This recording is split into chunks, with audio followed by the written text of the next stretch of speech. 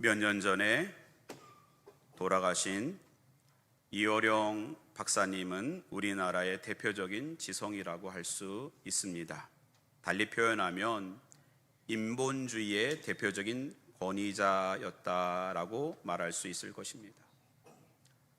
인본주의를 우리가 여러 가지로 정의할 수 있지만 간략하게 정의하면 신본주의의 대척점에 있고, 그렇게 설명을 드린다면 그분은 자신이 아는 학문으로 인하여 보이지 않는 하나님을 인정하고 예수 그리스도를 믿기에 쉽지 않은 배경 속에 살아갔다는 것입니다. 그런데 하나님의 놀라운 계획 가운데 그분의 따님이 목사님이 되셨어요.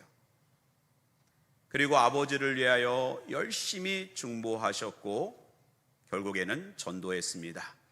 그래서 이호령 씨가 나중에는 세례도 받고 예수를 영접하며 열심히 신앙생활을 하게 됩니다. 평소에 그를 알고 지냈던 지인들과 제자들이 그분에게 볼멘 소리를 합니다. 아니, 예수를 믿으면 조용히 집에서 성경을 읽고 찬송을 부르고 기도하시면 되는데 왜 만나는 사람마다 예수 자랑하고 교회 가자 그러고 그렇게 티를 내십니까? 조용히 신앙생활하면 안 됩니까? 그랬더니 이어령 씨가 사람들에게 이렇게 질문합니다. 우리가 배가 고프면 어디 갑니까? 식당을 가지요. 또 우리가 마음이 아프면 또 그것을 치료받으러 가고, 몸이 아프면 병원에 가고, 심심하면 극장에 가서 영화 한 편 보면 되고, 그렇게 우리가 갈 곳이 있습니다. 그런데 내가 밥을 먹어도 계속 배가 고프고 물을 마셔도 갈증을 느끼고 또 놀아도 심심하고 또 무엇인가를 책을 읽고 공부해도 답답하다면 어디를 가야 될까요? 그분이 느낀 영적인 목마름을 얘기한 것이죠. 여러분, 우리는 세상에서 다 채워질 것 같지만 결국에는 우리가 먹어도 배가 고프고 마셔도 목이 마르고 놀아도 심심하고 배워도 답답한 이러한 영적인 목마름은 오직 생수가 되시는 예수 안에서 해결될 줄 믿습니다. 예수 만나야 문제가 해결되는 것입니다. 요즘 우리가 세상에서 참 많은 비난을 받기도 합니다. 한국 교회와 교인들이 더하다는 얘기를 들을 때가 많습니다. 여기서 더한다고 하는 것은 좋은 의미의 더함이 아닙니다. 교회 다니면서 더 인색하다, 예수를 믿는다고 하면서 더 사랑이 없고 비윤리적이고 더 이렇게 삶이 아름답지 못하다, 그런 비난을 받을 때가 많습니다. 사실입니다. 한국교회가 본이 되지 못하고 한국교회와 성도들이 세상에 빛이 되지 못하고 오히려 하나님의 영광을 가린 적이 많이 있습니다. 인정합니다. 그런데 어떤 환자가 병원에 가서 의사가 오진을 내렸고 의료사고가 나서 큰 문제가 됐다면 그러면 병원 문을 다 닫아야 할까요? 그건 아닌 것이죠. 한국교회가 잘못한 부분이 있지만 그러나 우리의 영적인 목마름은 오직 예수 안에서 포도원 되는 하나님 나라와 교회 안에서 그 영적인 목마름이 해결될 줄 믿습니다. 요한복음 4장을 보면 예수님께서 유다로부터 예루살렘으로부터 갈릴리로 올라가십니다. 보통 유대 사람들은 갈릴리로 올라갈 때에 사마리아를 통과하지 않습니다. 왜냐하면 사마리아 사람들은 일찍이 이방 족속들과 피가 섞여서 순수한 하나님의 백성의 정통성을 잃어버렸다. 오히려 저들은 짐승보다도 못하다, 이렇게 비난하고 상종하지 않았기 때문에 유대인들은 사마리아 사람들하고 말을 섞지도 않았고 함께 교제하지도 않았고 심지어 그 땅을 피해서 멀리 멀리 돌아서 갈릴리로 올라갔던 것입니다. 그런데 예수님은 갈릴리로 올라갈 때 정확히 사마리아를 관통하셨고, 사마리아의 수가성이라고 하는 곳에 들어가서 대낮에 우물가에서 누군가를 기다리는 듯 보였습니다. 아니나 다를까 해가 중천에 떴고 한창일 때에 한 여인이 물동이를 지고 그렇게 우물가를 나온 것입니다. 보통 대낮에 더운 날씨 가운데 우물을 길러가면 아침 저녁으로 서늘할 때 나오는 것이 우리의 그러한 일상적인 이야기일 텐데, 이 여인은 12시에 제6시 12시에 물을 길러 나온 것입니다. 왜 그런 이유가 있을까? 성경은 간단하게 이야기합니다. 그 여인은 남편이 5이나 있었고 지금 6번째 남편과 살고 있다. 남자의 문제, 남편의 문제, 그러한 성적인 문제가 있었음을 알려주는 것입니다. 그러다 보니 그 수가성의 다른 여인들의 공공의 적이 되고 공분을 사게 되고, 만나면 이제 큰 화를 입기 때문에 아침 저녁 서늘할 때 나올 수 없고 다른 사람들이 우물을 찾지 않는 그 대낮에 12시에 우물가로 나온 것입니다. 사실 나오고 싶지 않았습니다. 참을 수 있으면 참을지언정 내가 우물가에 가서 물을 먹고 싶지 않았을 것입니다. 그러나 육적인 목마름이 있기에 그거를 해결해야 했기에 어렵게 발걸음을 떼고 우물가를 찾은 것입니다. 그때에 누가 기다리고 있습니까? 예수님이 우물가에 앉아서 그 여인을 보자마자 내게 물을 좀 달라고 요청합니다. 별 이야기 아닙니다. 물을 좀 한 사발 좀 달라는 것입니다. 그때 이 여인은 충격을 먹습니다. 아니, 유대인 정말 멋지게 생긴 청년이 어떻게 나에게 물을 좀 달라고 하는가? 어떻게 나에게 요구할 수 있고 나의 존재를 인식할 수 있고 내게 요청할 수 있는가? 그 여인은 큰 감동을 받았던 것입니다. 그때 주님은 이미 다 알고 계셨고 이렇게 이야기합니다. 내가 만일 하나님의 선물과 또 내게 물 좀 달라 하는 이가 누구인 줄 알았더라면 내가 그에게 구하였을 것이요 그가 생수를 내게 주었으리라. 문제는 육적인 목마름이 아니라 영적인 목마름이고, 그 영적인 목마름은 오직 생수의 근원이 되시는 예수 그리스도를 마실 때에 그 영적인 목마름이 해결된다는 것입니다. 할렐루야. 사랑하는 성도 여러분, 오늘 우리는 육적인 목마름 때문에 이곳에 온 것이 아니고 영적인 목마름 가운데 생수가 되시는 예수 그리스도를 만나야 되고 우리 안에 하나님 나라가 임하고 있다는 사실을 깨달아야 되고, 우리는 하나님의 말씀으로 우리의 영혼이 소송함을 입는 놀라운 역사가 있기를 주님의 이름으로 축원드립니다. 오늘 본문 말씀 마태복음 20장은 예수님께서 제자들에게 천국을 설명할 때에 포도원 주인과 또 그를 고용한 품꾼들의 이야기를 비유로 들어서 설명하고 계신 것입니다. 그런데 우리가 이 말씀을 보면은 그렇게 특별한 이야기가 없는 것처럼 보이지만, 예수님 당시의 유대 사회를 들여다보면 이 이야기는 참으로 감사한 이야기다라는 것을 알 수 있습니다. 당시 유대는 로마의 침범을 받았고 로마 황제의 압제를 받고 있었기 때문에 그들은 제대로 경제적인 활동을 편안하게 할 수 있었던 상황이 아닌 것입니다. 그들이 열심히 일하지만 세금으로 다 바쳐야 되고, 이렇게 저렇게 경제는 점점 더 어려웠고 피폐해져 갔고 사람들은 일자리를 구할 수 없었고 또한 제대로 품삯을 받지 못하는 상황이었던 것입니다. 그때에 포도원 주인이 자신의 포도원을 수확하기 위하여 아침 일찍부터 나가서 품꾼들을 모으는 이야기입니다. 얼마나 생기가 있고 얼마나 감사가 있고 얼마나 그 안에 은혜가 있는지 모릅니다. 그래서 은혜로운 포도원입니다. 주인은 아침 일찍부터 나가서 사람들을 부르고 그들에게 한 데나리온, 오늘날로 말하면 하루 품삯인 한 좋기 20-30만 원은 약속하고 그들에게 이 일감을 주었던 것입니다. 그들은 감사한 마음에 아침 일찍부터 자신들이 택함을 받은 것에 또한 감사하고 포도원에 들어가서 아침부터 열심히 일을 하는 것입니다. 근데 주인이 아침이 지났는데도 오전 9시에 또 나가서 사람들을 부릅니다. 그들에게는 한 데나리온을 주겠다고 약속하진 않았고 여기에 합당한 그러한 제대로 품삯을 주리라 라고 약속하고 또 데려옵니다.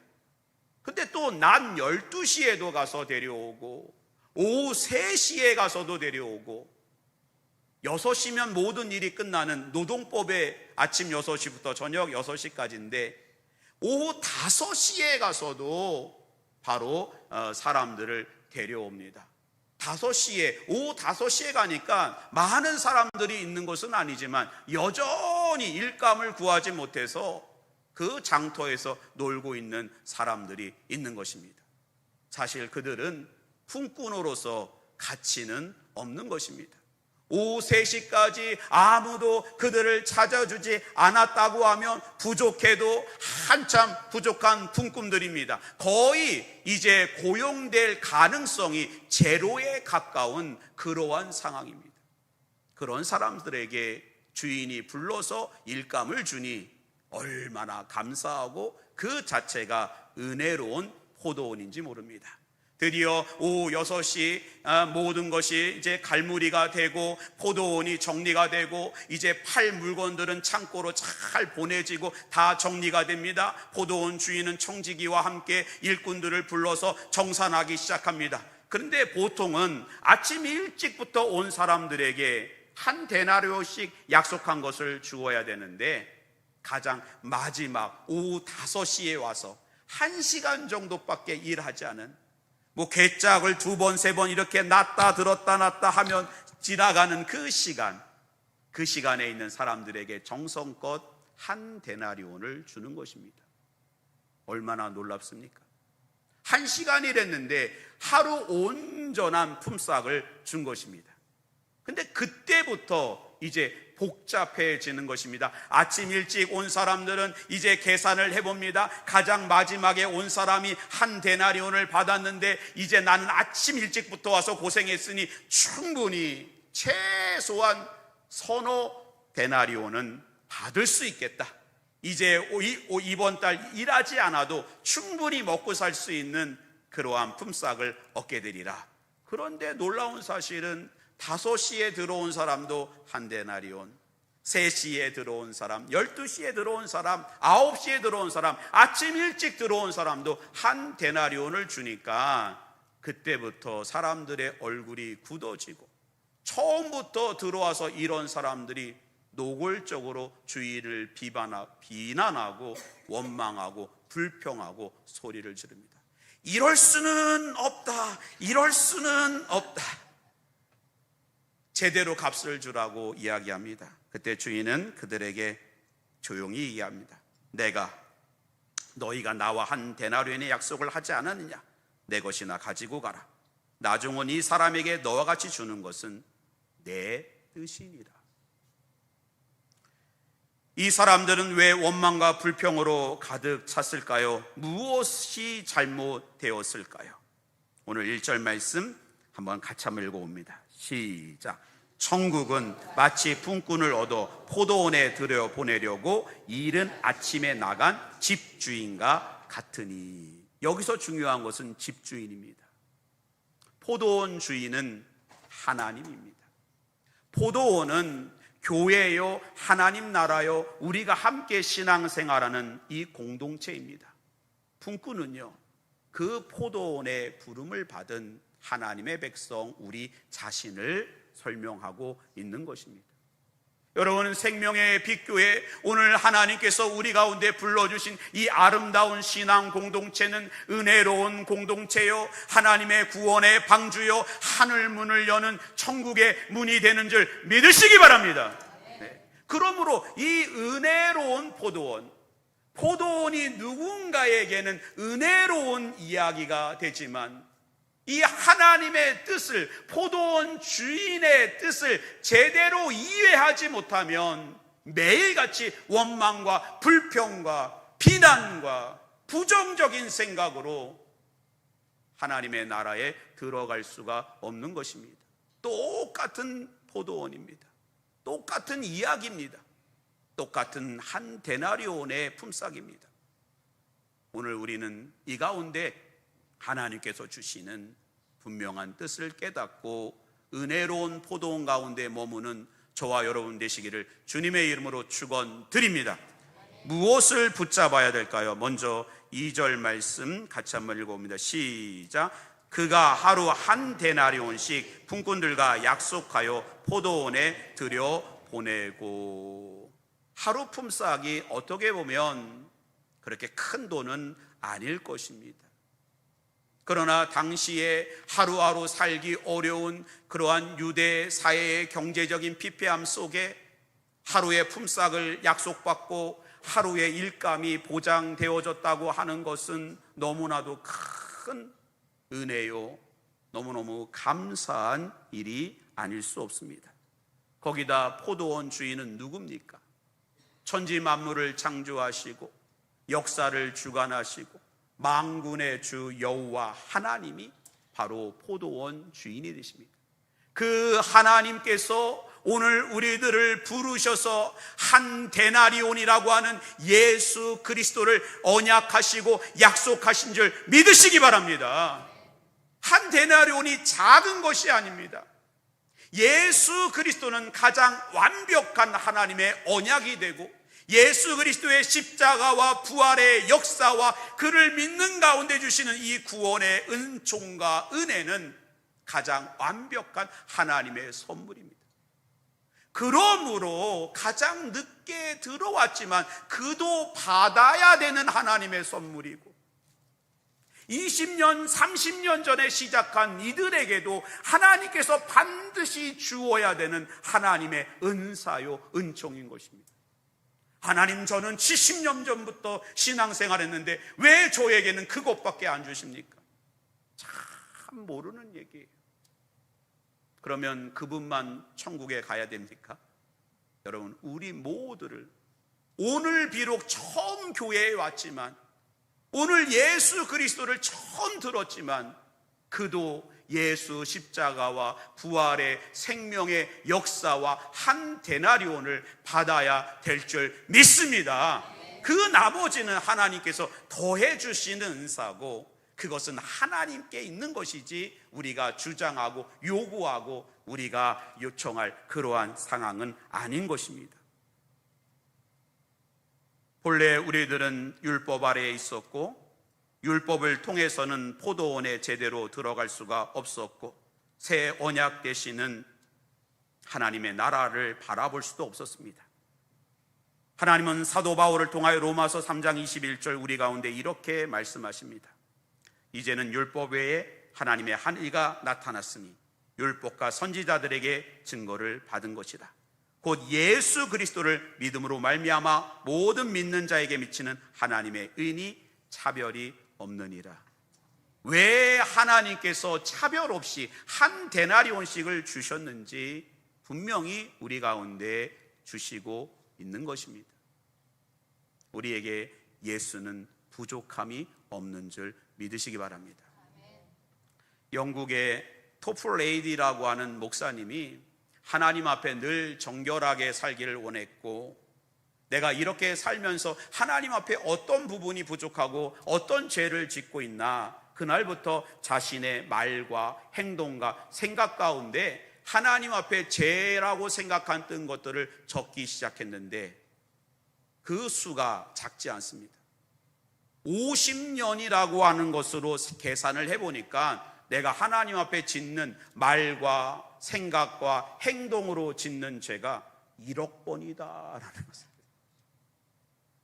그리고 하나님 앞에 회개하면서 은혜를 깨달으면서 찬송가를 지었는데 그게 바로 494장 만세 반석 열리니라는 찬양입니다. 4절에 보면 이러한 가사가 있습니다. 살아 생전 숨쉬고 죽어 세상 떠나서 거룩하신 주 앞에 끝날 심판 당할 때 만세반석 열리니 내가 들어갑니다. 마지막 순간 우리는 하나님의 심판을 두려워할 수밖에 없는데, 한 데나리온 되시는 예수 그리스도의 은혜와 구원의 그러한 소망이 있기에 그는 예수 그리스도를 통하여 만세반석 열리니 내가 들어갑니다, 하나님 나라 포도원에 들어감을 고백하고 있는 것입니다. 사랑하는 성도 여러분, 율법 아래에서 죽을 수밖에 없는 우리들에게 예수 그리스도 보혈의 공로로 인한 구원의 길이 열렸습니다. 그러므로 예수 언약이 있는 포도원, 하나님 나라와 교회는 바로 은혜로운 포도원 그 자체인 것입니다. 두 번째로 우리가 6절 말씀 또 같이 한번 읽어봅니다. 시작. 제11시에도 나가보니 서 있는 사람들이 또 있는지라. 이르되 너희는 어찌하여 종일토록 놀고 여기 서 있느냐. 앞에서도 잠깐 말씀드렸지만 오후 5시까지 고용되지 않았다. 여전히 인력시장에서 장터에서 놀고 있다. 그 사람들은 누구에게도 고용될 가능성이 없는 사람들입니다. 무가치한 사람들입니다. 정말 누구도 찾지 않는 그러한 인생, 오후 5시까지 남아있는 사람들입니다. 여러분은 하나님 앞에 몇 시에 부름을 받은 사람들처럼 보입니까? 최소 나는 12시는 된다. 아니, 나는 9시쯤 되지 않을까? 나는 이른 아침부터 하나님께 부름을 받은 사람이지. 제가 정답을 알려드리겠습니까? 저를 포함해서 여러분들은 오후 5시에 들어온 사람들입니다.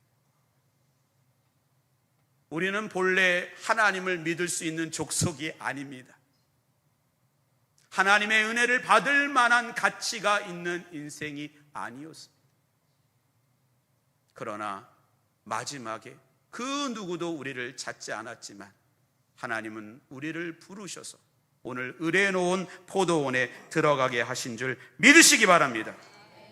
사도 바울은 자신이 오후 5시에 부름받음을 고린도전서 15장 8절 9절 이렇게 표현하고 있습니다. 맨 나중에 만삭되지 못하여 난 자 같은 내게도 보이셨느니라. 나는 사도 중에 가장 작은 자라 고백하고 있는 거예요.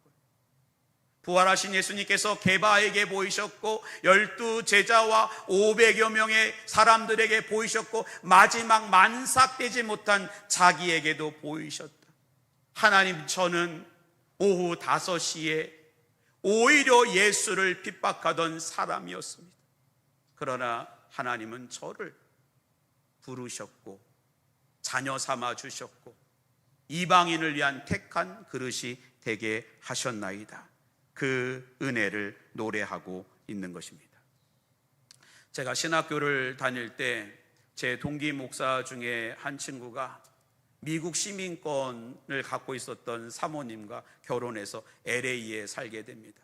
그래서 LA 이야기를 듣게 됐는데 지금 한 20년 전, 30년 전 이야기인데 그 당시에 LA에 놀고 먹는 목사가 3,000명이다 이런 얘기를 했습니다.